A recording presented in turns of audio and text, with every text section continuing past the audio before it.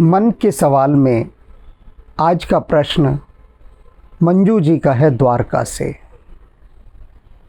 मंजू जी का जो प्रश्न है यह भक्ति की एक अवस्था से जुड़ा हुआ है। भक्त कई चरणों में यात्रा करता है। अब ये पता कैसे लगे कि वह कौन से चरण में प्रवेश कर रहा है और क्या है, उसकी स्थिति क्या है, उसके साथ जो घट रहा है वह क्या है। और अनेक बार भक्त उसके भीतर हुए जो परिवर्तन हैं उनसे व्याकुल हो उठता है। ऐसी ही एक व्याकुलता यहाँ पर मंजू जी की भी दिखाई दे रही है। और यह व्याकुलता केवल मंजू जी की अपनी नहीं है, इनके माध्यम से सभी भक्तों की है, क्योंकि सभी भक्त इस दौर से गुज़रते हैं। तो सबसे पहले मंजू जी का प्रश्न हो जाए।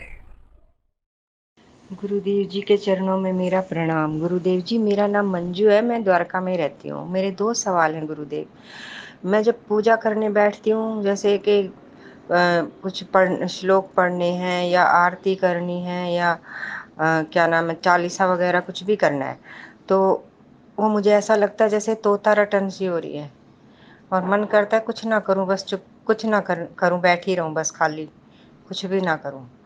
क्या ये सही है भगवान? पहले तो मैं बहुत करती थी, लेकिन अब मन ही नहीं लगता। और मुझे ये लगता है कहीं मैं ये सब छोड़ दूं तो कहीं भगवान ना नाराज हो जाएं।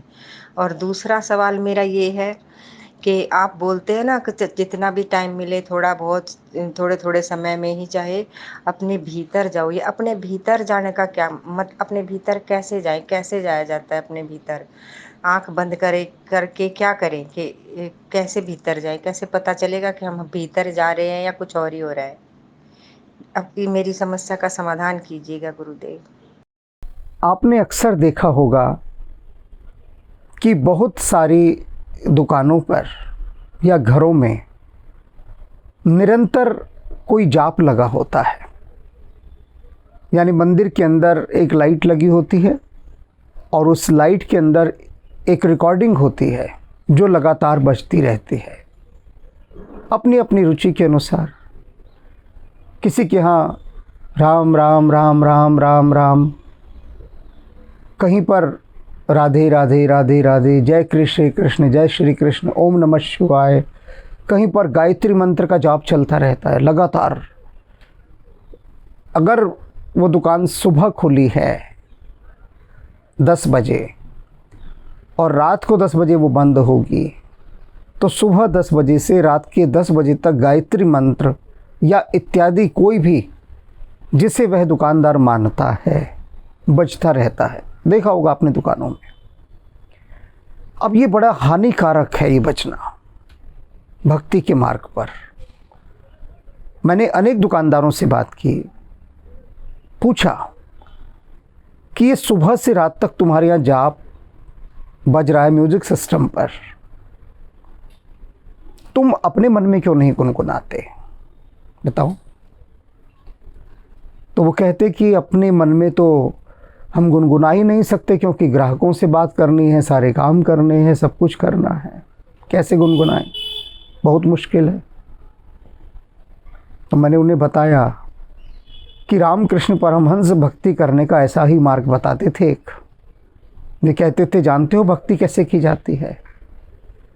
कि वो जो एक गांव की स्त्री कुछ सामान बेच रही है किसी ग्राहक को, उसने अपने पीठ पर बच्चा भी बांधा हुआ है, हाथ में मूसल से धान भी कूट रही है और ग्राहक से भी बात कर रही है, लेकिन उसका सारा ध्यान अपने बच्चे पर लगा है, सारा ध्यान, मन भी बच्चे पर लगा है और बच्चा आनंदित है।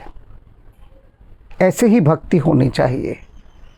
सारा ध्यान ग्राहकों पर भी लगा हो, चारों तरफ लगा हो, बातचीत हो रही हो, लेकिन जो मूल तत्व है तुम्हारा, मूल तुम्हारी चेतना है, वो परमात्मा पर जाकर टिकी हो, वहीं पर सारा ध्यान परमात्मा पर लगा हो, बाकी जगह तो बस खेल सा हो रहा हो, इस तरह से। लेकिन लोग इसे नहीं समझते। लोग अपने परिवेश को तरंगों से इतना आंदोलित रखते हैं, इतनी हलचल मचाए रखते हैं। ये ऐसा समझिए कि जैसा आपका घर है या आपकी दुकान है, उसे आप समझिए एक बाल्टी जिसमें पानी भरा है, और ये मंत्र जाप समझिए कि आप कंकड़ फेंके जा रहे हैं। तो जैसे जैसे कंकड़ फेंके जाएंगे उसमें तरंगे उठती जाएंगी, और तरंगे होंगी तो पानी में हलचल होगी। पानी में हलचल होगी तो आप अपना चेहरा नहीं देख सकते। अपना चेहरा यदि जल में देखना हो तो जल को बिल्कुल स्थिर कर देना होता है, स्थिर, कोई कंपन जल में ना हो, कोई भी कंपन, तब आप अपना चेहरा देख सकते हैं। तो परमात्मा वहाँ उतरे कैसे? पहले ही इतना शोर मचा रखा है तरंगों का, तरंगे ही तरंगे, तरंगे ही तरंगे। और कौन सी तरंगे? जो कि मेल नहीं खा रहे।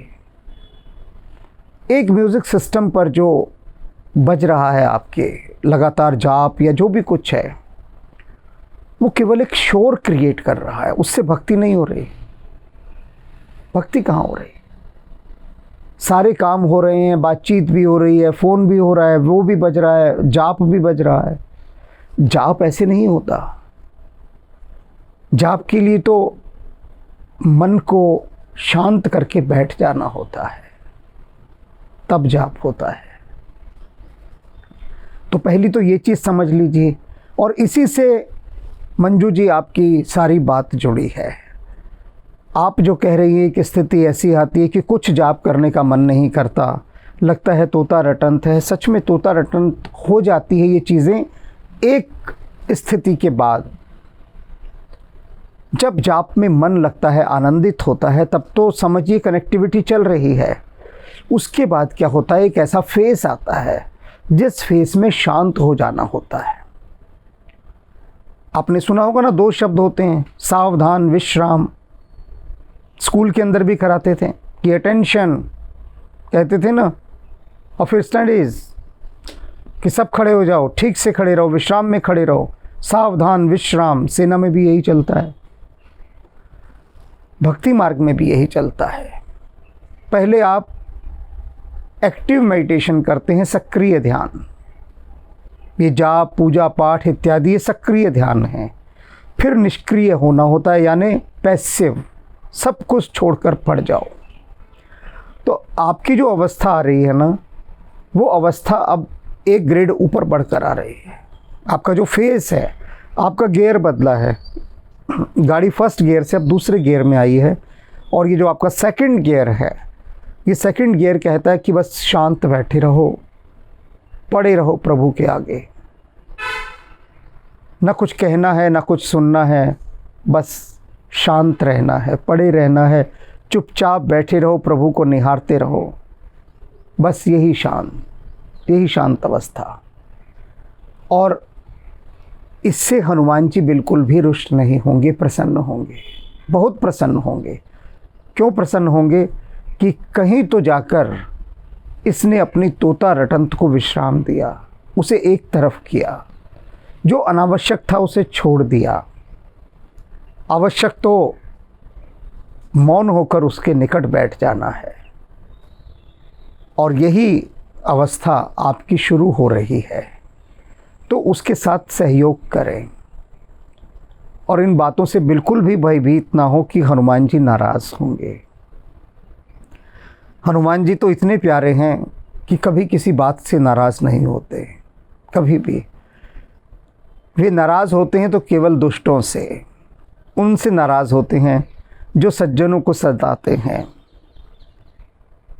सुना है ना, आरती कीजिए हनुमान लला की, दुष्ट दलन रघुनाथ कतला की। सिर्फ दुष्टों को हनुमान जी से डरना चाहिए, भक्तों को नहीं।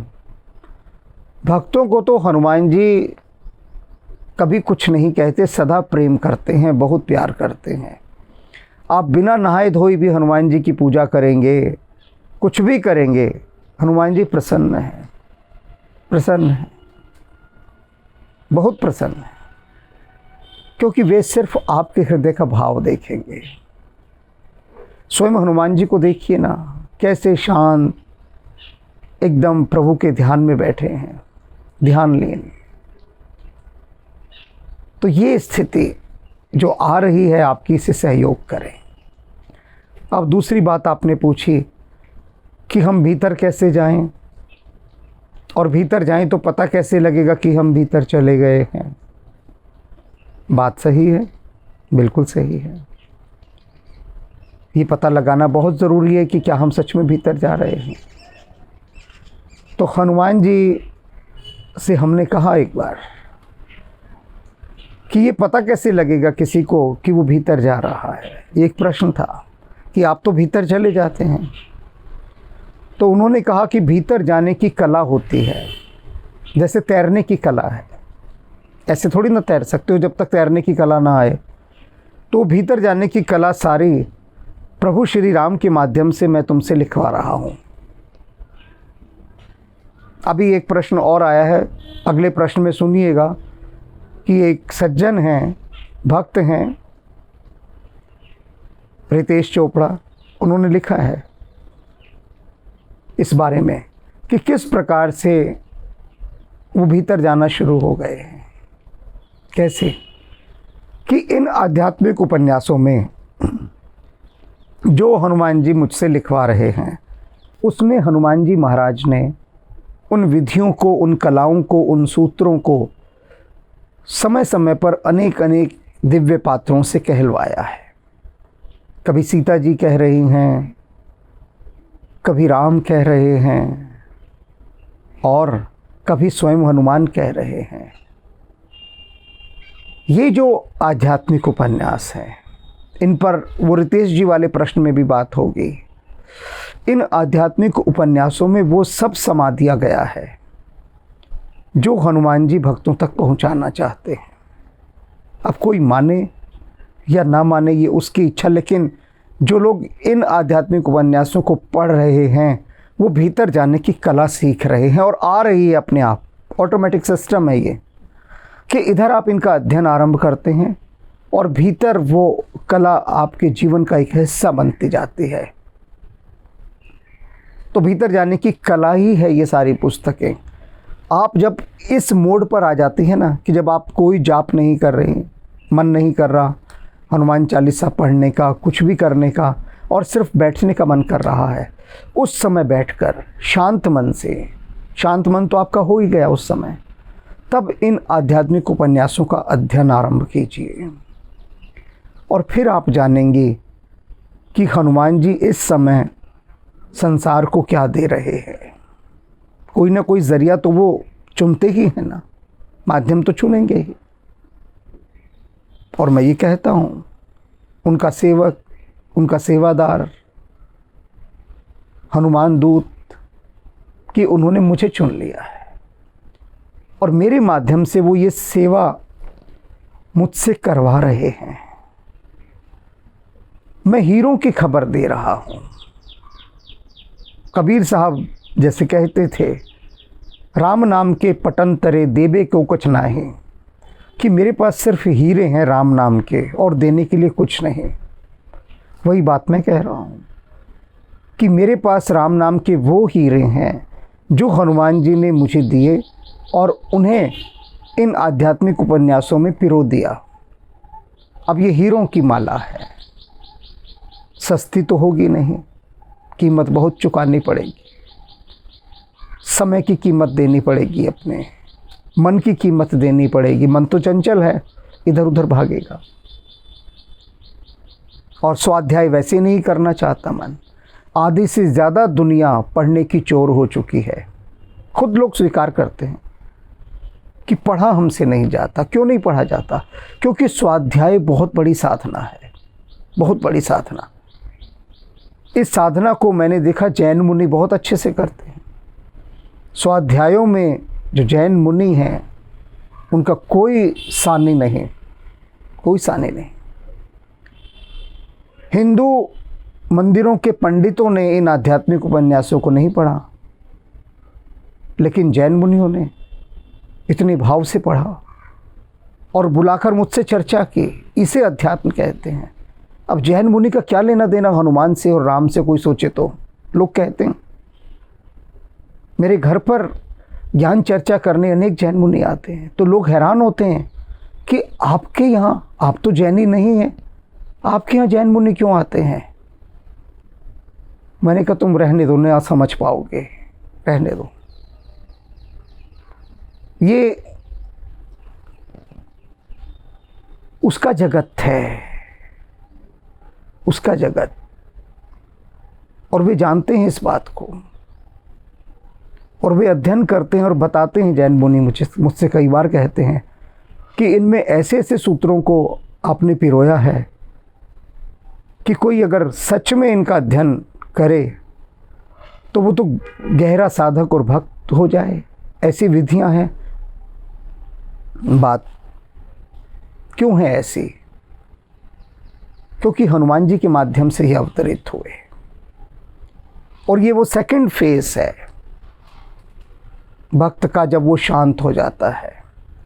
तो अपने जीवन से आप अगर बहुत जाप कर चुके हैं तो आपका वो फेस स्वतः ही हटने वाला है, और हट जाता है, और वो आपको शांति में ले जाने का प्रयास करता है। इस गियर शिफ्टिंग को समझिए, ये गियरों का बदलना है। जैसे कि आप पहली क्लास में होते हैं, उसके बाद गियर बदलता है, आप सेकंड क्लास में आते हैं, थर्ड क्लास में, फोर्थ क्लास में, फिर क्लासेस के स्टैंडर्ड बढ़ते जाते हैं, यानी एक के बाद एक कक्षा आप उत्तीर्ण करते जाते हैं।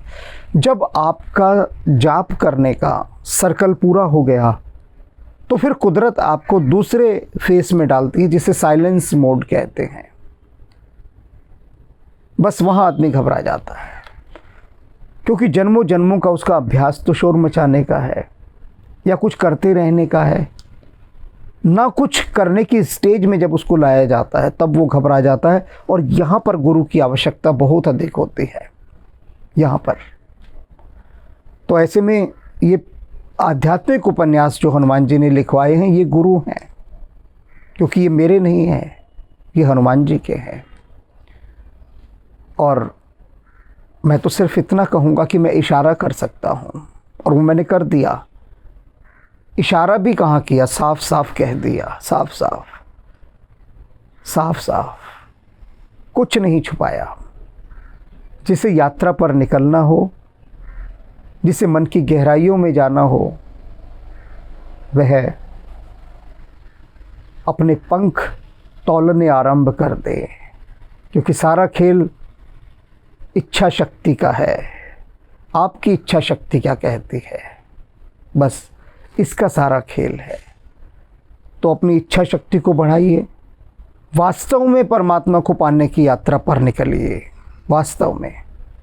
क्योंकि यदि इसी खेल खिलौने में अटके रहे कि बस केवल जाप ही जाप करना है, जाप ही जाप करना है, तो वो सिर्फ एक मशीनी तोता रटंत हो जाएगी। ये बात जान लेनी बहुत आवश्यक है। तो फिर भीतर के मौन को गहराइए, परमात्मा के सामने शांत होकर पड़ जाइए, क्योंकि वे निशब्द को सुनते हैं, मौन को सुनते हैं, खामोशियों की सदाओं को सुनते हैं।